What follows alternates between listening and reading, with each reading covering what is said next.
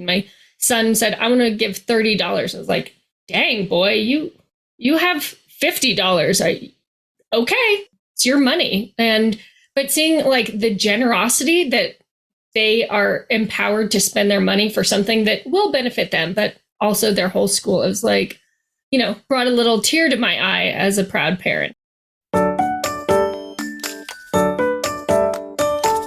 Welcome to Transforming the Toddler Years, a Core 4 parenting podcast blending soul and science-based strategies to empower pandemic moms like you, raising kindergarten-ready kids.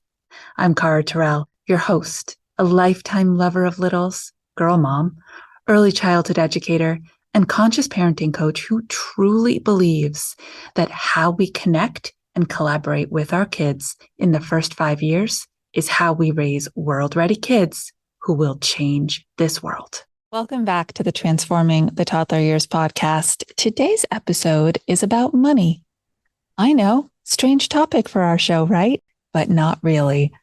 Mari Collins-Harris is here today. She is a mom of a 3, a 6, and an 8-year-old, and she's so concerned about their financial literacy and knowing how to manage money from a young age that she and her husband teamed up to create Ketshop, a parent-approved shopping app that empowers your kids to manage their own money in real-world transactions. She has some amazing stories, and I share a few of my own about empowering my children with money management through the years. But before we dive in, I want to give a shout out to Megan Christine, a wonderful listener. Hey, Megan, and thank you for your 5-star rating and this beautiful review. A must listen for parents of toddlers. This is such a valuable podcast for mothers of toddlers. It feels like Cara teaches and mentors you personally, so you can get the exact advice you need for a happy and healthy family and children. Definitely adding this into my weekly rotation. Thank you, Megan. I'm so grateful for your words and the impact this is making. And it just so happens I do mentor personally. If any of you are looking for advice to work through a specific issue, please check out the link in the show notes to book a call with me and see if working together one-on-one is the right answer to help you get through the transformation that you are in. Without further ado, welcome to Mari and her amazing creation that helps your children learn how to manage money. Mari, thank you so much for being on the Transforming the Toddler Years podcast. We are going to talk today about things that don't normally get put in the same sentence: toddlers, preschoolers, and money decisions. This is blowing my mind. Please tell everyone who you are, why you're here. We can't wait to get to know you. Yeah, thanks for having me on. My name is Mari Collins-Harris, and I am one half of a wife-husband team that is building a solution for families to help kind of moderate how you purchase things for your kids and turning that into a more cooperative and educational process. So what we do, we have a company called Ketshop, and Ketshop is a way for parents and kids to work together to find appropriate products for that child and help the child be empowered to make those financial decisions themselves. So that means deciding whether they want to save up for something big, spend their money on smaller things, donate to their local charities, just kind of being more the boss of their own finances at a very young age. I love all of that. Boss of their own finances at a very young age. I remember being 10 years old and wanting this stuffed animal, this teddy bear. He was huge, at least he was to me then. And he was a ridiculous $50. Okay. I'm in my late 40s. I'm dating myself here, but he was expensive. And my parents said, if you can save up the money to buy that animal, you can have him. And I did. And I still have him. Oh, wow. That was a good investment for you then. Well, there's this sense of empowerment, this sense of I achieved this. I set a goal and I did this on my own. And so every time I go through everything that I'm ready to donate to the thrift store, I'm like, I can't. This one means too much. I can't get rid of it. Doesn't make the cut. No. So I love that from this very, very young age, you are helping parents help their kids to think about why they might want something. So I have a question for you, because this was a running conversation in my house when my girls were little. Is it a want or is it a need? Is that a conversation that you build into? I feel like we have that conversation a lot. And wants and needs do change, like it might be my kid wants a new pair of boots, but the pair they have works perfectly fine.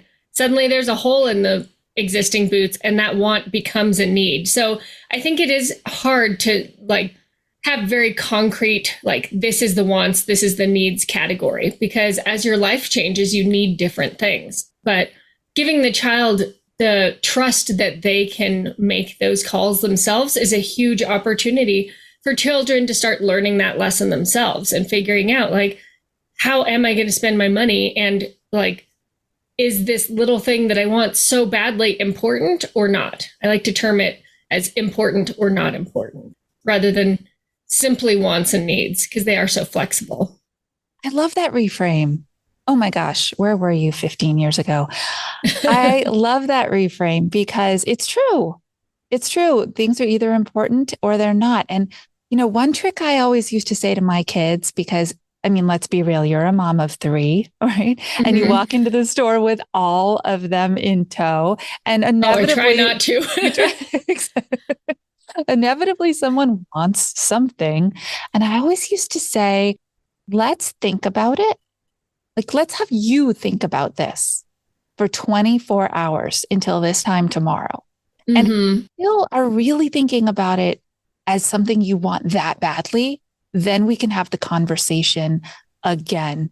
Have you learned anything in the research that you did in the building of this app and the designing about how the world does kind of sales psychology on us and how we have to help our kids stop, think, and process before making really big decisions quickly? Yeah, I love that approach because it is very easy to want that immediate gratification. I see it, I want it now, or I see it, I want to order it now. And we live in a world where we are ordering things and it might take a few days to show up. And in that time, a lot of times kids fall out of love with the idea of the thing they bought. And by the time it arrives, they're like, yay, but now I want this other thing. So building in that anticipation time, I think, is a really good way of making sure that that is an important item for that child to buy. So one of the things that we always practice in our own family is we let our kids look through the inventory on Ketshop or, search for their own items. And when they find something, they can add it to their shop and set it as a goal. They might not have enough money to buy it right away, but they have to think about, okay, I'm getting closer and closer, and they can see their progress as they get closer and closer to that goal. And sometimes they reach their goal and they're like, nah, I don't want it anymore. It's like, all right, well, cool.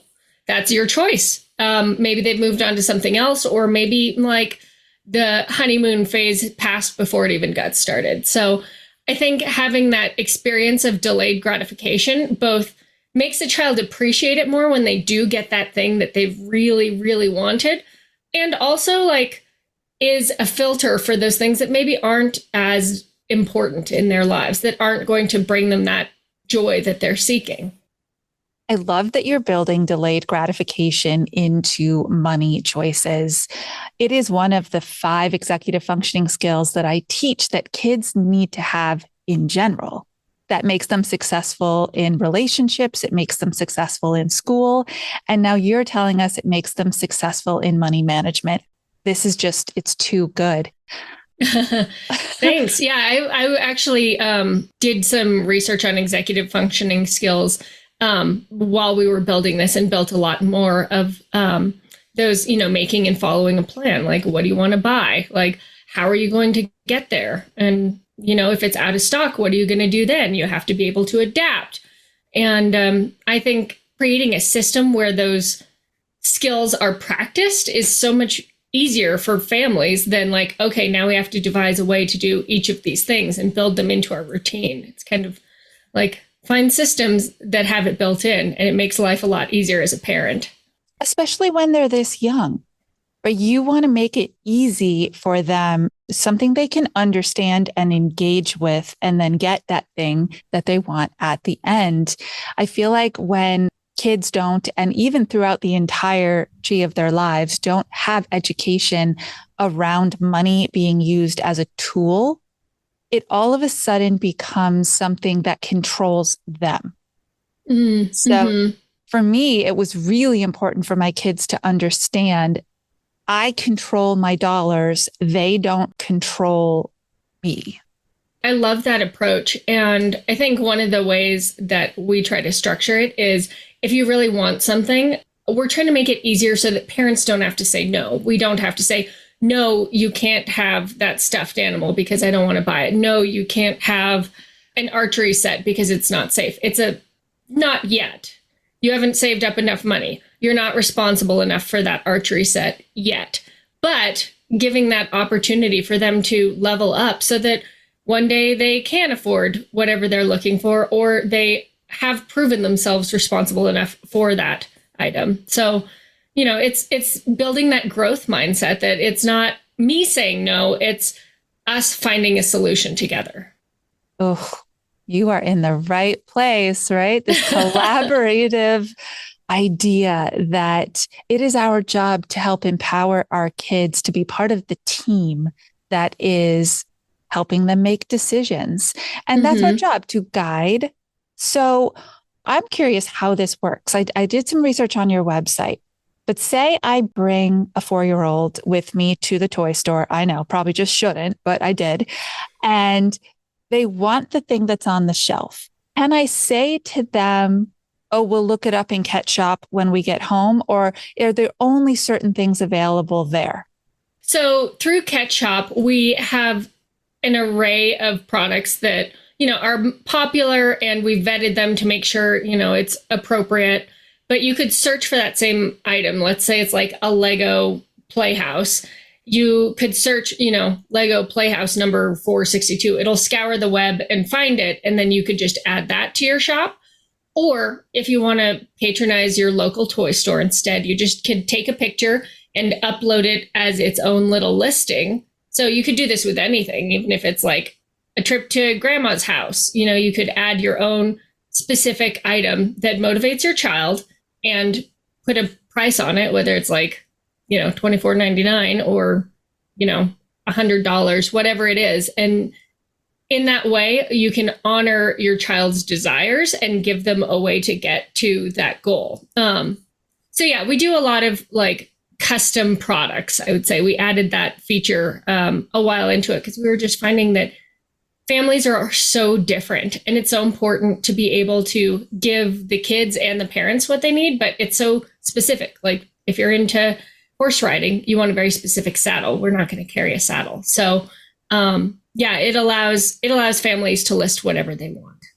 Wow. So what I heard when you were talking was that you can shop local and still teach your child these really important tenets about saving and feeling the achievement when they reach a goal.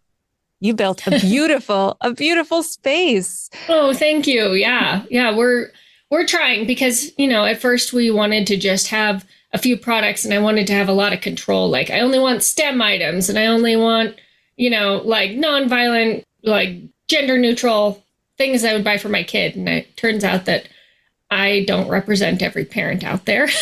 So it's important to be able to like let go of some control and give that control to parents. And shopping local, obviously, like who doesn't want to support that? So yeah, I love seeing what people come up with.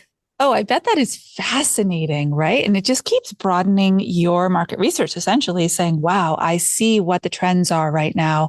And how helpful is that?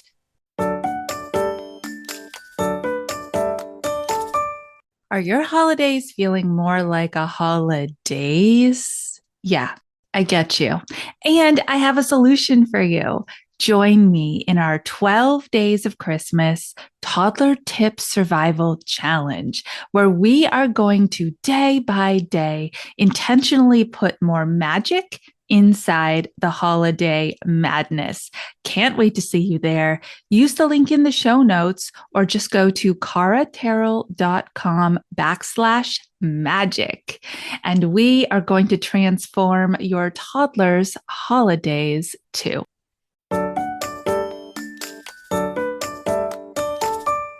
I am curious about how kids' desire for technology and products that are tech related and your product. How do they go together? Are you a product that allows them to explore wanting a phone? Yes, yes.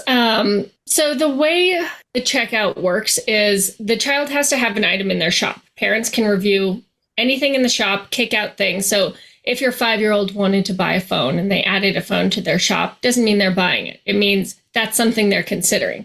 You as a parent could be like, no, don't want this. And I'm going to just boot this because I don't want my kid to keep adding that phone. But if you're amenable to it and that's something that's the right choice for your family, your child can work up to that amount. And when they want to buy the phone, they can click buy, and then it'll send you an email or an alert saying like, hey, Junior wants to buy a phone for $200. Is this okay? And you can say yes or no at that point. So there's never like a surprise pony showing up on your doorstep that your child ordered from circus.com. But unless you okay that, and then maybe there is. I remember when the Amazon Alexa first came out, hearing the stories of the kids who were just ordering, hey, Alexa, deliver the Lego set. Hey, Alexa. I love those stories. Those are my bread and butter because it's exactly the problem that we're trying to solve. These, like, if you're signed into Amazon, you have to be very vigilant of what your child's doing because it's a one-click going into debt. You know, your child can literally buy anything with one click, and that's terrifying for a lot of parents. It was for me. It is for me. Yes. And with what you are describing, and I love your description of this process, right? It's not a one-stop process. There's many different stops along the way, is that every single time it gives parents an opportunity to open a new conversation with their child about where is this still? Is this item still in your high importance list? Yeah. Did you notice that Joey at school has one? And you're like, actually, it's not as cool as I thought it was. Right? Are you able to just open these beautiful conversations? And for me, that's where the winning is. That kids can not only learn how to manage dollars, but talk about them because we don't talk about money. No, we don't talk about it enough, and we don't talk about it in a positive way. Well, and being able to, like you said, open those conversations and reflect on the choices that you've made or the choices that you didn't make. Like maybe you see your friend has the same toy and you're like, oh, that's not as good. But also being able to say like, okay, well, you bought this toy a week ago and I notice you're not really playing with it anymore. What's up?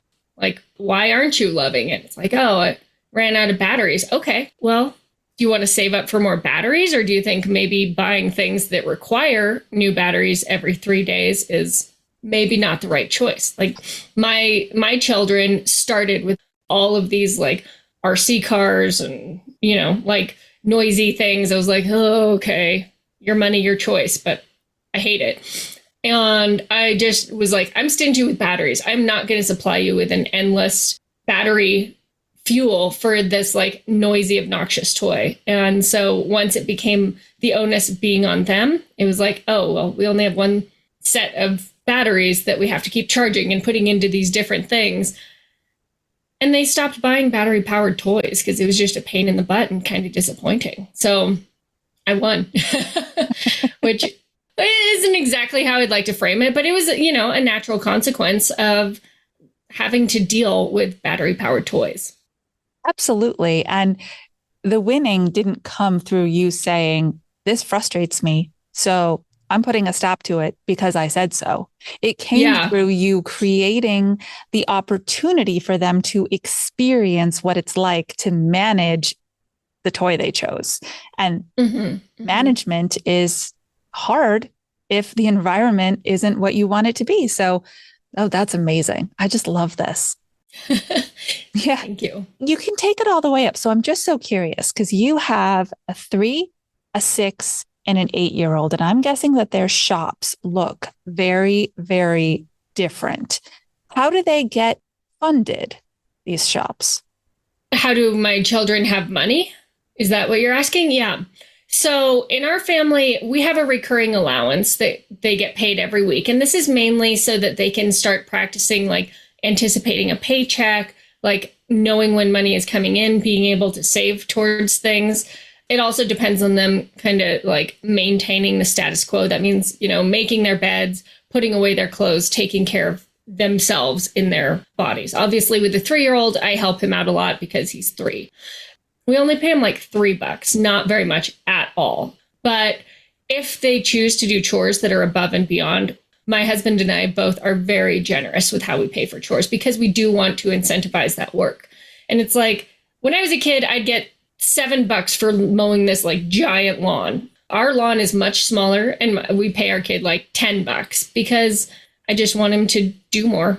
Inflation probably makes a difference, but I want him to feel like it's worth it to do the work. So when they do these jobs, my either through the recurring allowance or a one-time payment will just send money into their accounts. And that account is completely virtual. You don't have to connect a credit card. You don't have to like go through PayPal or anything. It's kind of like an IOU. I'm sending you an IOU for $10 for mowing the lawn. Then when he wants to check out and buy, let's say he wants to buy a tour at a chocolate factory. That's been on his list for a while. Ooh, I like Then, this kid. yeah, I know. I was like, yeah, I want to do that too. So if he saves up the $25, he says check out, then it's up to me. I get the email saying yes or no. I'm like, yes. So then I okay it and I do the transaction with my credit card separate from him. So in that way, there's no lost or like misplaced money. You're not going to be dealing with change or opened accounts that have some funds left in them that are forgotten about. It's all in one place and it's virtual. So if your child ages out or they're ready for a credit card, you don't lose anything. Amazing. So what about other family members who want to partake of this, right? Or want to put money in, or is that a thing, or does it Mm-hmm. always funnel through the parent? So you can send a wish list out, like when Christmas time's coming up or birthdays, there's a link on each child's shop that you could share with classmates or grandma and grandpa, whomever you want. And it'll show all the things that your child's been interested in and that you have pre-approved, which, hopefully you check in and are like, ooh, I don't want a air rifle. Yeah. Who knows? Maybe you do. But so they can buy those things directly as a gift, or they can basically put money into the account, which goes as another IOU, but goes to the parent. And then, okay, I can use this money to check out whenever my child chooses something. So we encourage family and friends to do the money route, even though it's a little like, you don't want to send someone money for their birthday always. But in this case, it is giving the child a learning experience rather than an item. It's giving them the last say in, do I really want this water balloon set, or is there something else I'd rather spend this money on? And you know what else I'm hearing, and this is something that is near and dear to my heart, is giving experiences or choosing experiences instead of stuff. I'm an experience giver. When I go to birthday parties for little people, I'll bring a book, right? I'll inscribe it, for your beautiful growing or whatever. But then my gift is that we're going out in the world and doing something together and sharing I time love that. and making memories.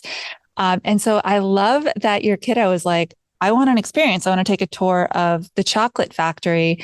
And that's another conversation starter. For me, it would be, what do you want to put in your cart that you can go out in the Yeah. world and do with somebody else.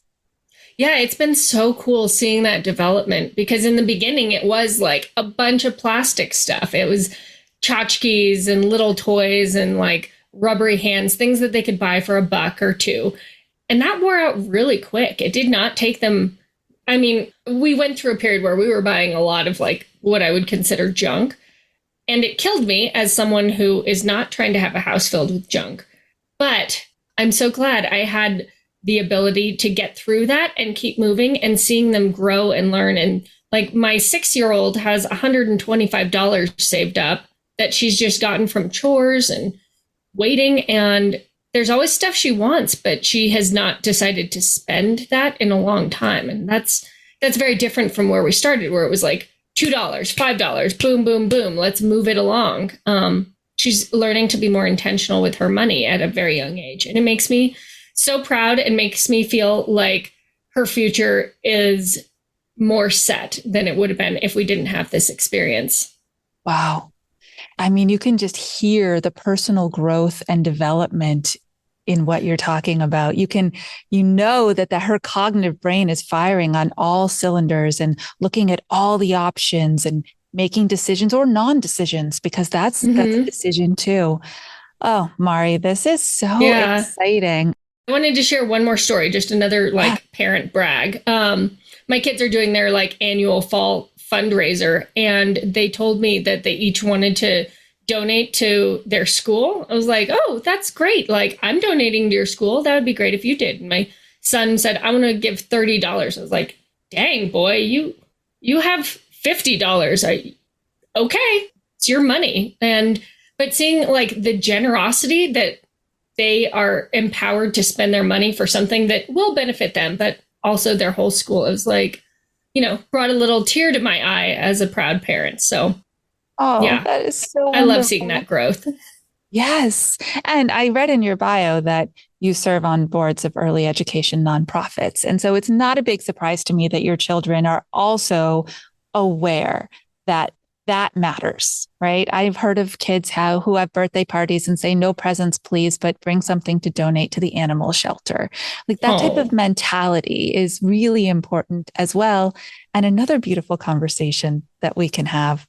So I'll share a story of the other side, right? That when we get older and the things we want are much bigger purchases and have a lot more either buyer's remorse that can go along with them or not. So both of my kids wanted to buy a car. Actually, we said, both of you are buying your own cars. We wanted that to be a coming of age opportunity for them. And so they both started working at 14 years old. Saving. And they each bought a car before they even got their license. Wow. With cash in hand. Wow. That's super impressive. And it was such an amazing journey. I mean, long, right? It took them 2 years to be saving. And what type of car do I want? Do I want it small? Do I want it red? All the anticipation. I know it's going to be used. One of my kids, it was really important to her that had an aux cord, because back then that was a big deal. She's 20 now. I don't know what an aux cord is, but before wireless connections in cars between your phone, it was the thing. So you could like listen to your music. Yeah. Okay. Got it. Yeah. That is important. Yeah. They were making these lists of what this thing meant to them and what the qualities it needed to have. And then we went through the buying process together, and I have this amazing picture of Claire with $3,400 spread out in her fingers like a fan in front of her very first car.